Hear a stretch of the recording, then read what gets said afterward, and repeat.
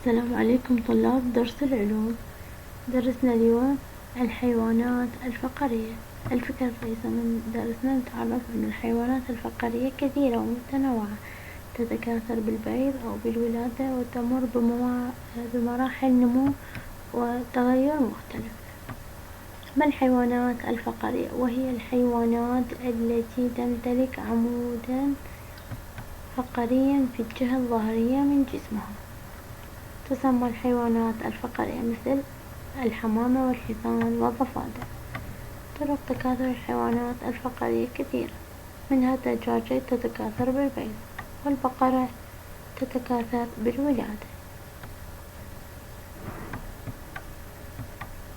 طرق تكاثر الحيوانات الفقرية: تتكاثر بعض الحيوانات الفقرية بالبيوت كالضفادع والطيور، ويختلف عدد وحجم وشكل البيوت بحسب الحيوان. بيضة الضفدع صغيرة ولينة، في حين أن بيضة الدجاجة كبيرة وذات قشرة سميكة.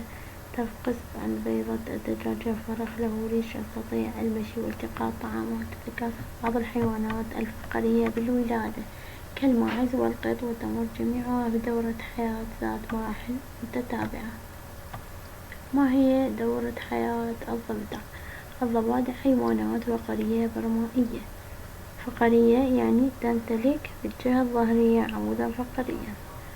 برمائية يعني تعيش على البر والماء، تقضي جزء من حياتها في المياه والجزء الآخر على اليابسة القريبة من المياه.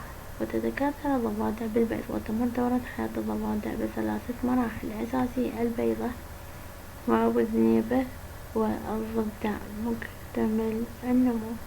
البيضة تضع أنثى الضفدع مئات البيوض الصغيرة في الماء، ويبدأ الجنين بالنمو داخل البيضة.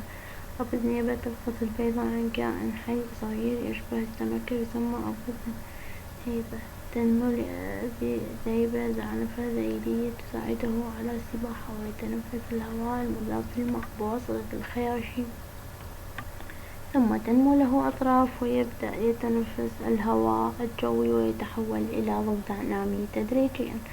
الضفدع مكتمل النمو. بعد اكتمال نمو الضفدع يستطيع التنقل بين الماء واليابسة، وتعود أنثى الضفدع إلى المياه لوضع البيض، وتعيد دورة حياتها من جديد. هنا نمو بالصورة. أول شي تضع الضفادع البيوض في الماء حتى يكتمل الجنين نموها. وراء أبو ذنيبة يشبه السمكة له ذيل يسمى أبو ذنيبة. تنمو لأبو ذنيبة زعنفة ذيلية تساعده على السباحة وتنفس الهواء المذاب. الضفدع مكتمل النمو. بعد أن ينمو الضفدع يستطيع التنقل بين الماء واليابس.